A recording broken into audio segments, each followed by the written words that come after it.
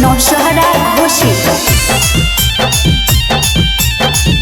अब कैसे होता सोना तोरा से बात गे। भोरवा में उठ के करहनी बात गे। भोरवा में उठ के करहनी बात गे। अब कैसे होता सोना तोरा से बात गे। अब कैसे होता सोना तोरा से बात गे।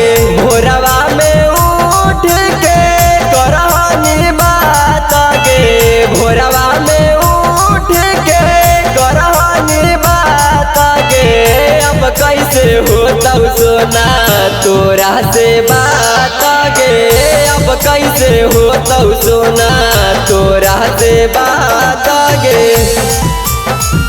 अब कैसे होता सोना तोरा से बात गे। अब कैसे होता सोना तोरा से बात गे। दोस्त हम तोर दियौ कि घर परिवार के दोनों के दूर करल कहूँ बचपन के प्यार के। दोनों के दूर करल कहूँ बचपन के प्यार के। दोस्त हम तोर दियौ कि घर परिवार के दोनों के दूर करल कहूँ बचपन के प्यार के।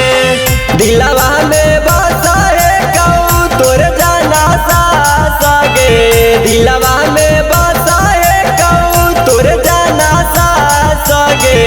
अब कैसे होता सोना तोरा से बात गे। अब कैसे होता सोना तोरा से बात गे। अब कैसे होता सोना तोरा से बात गे।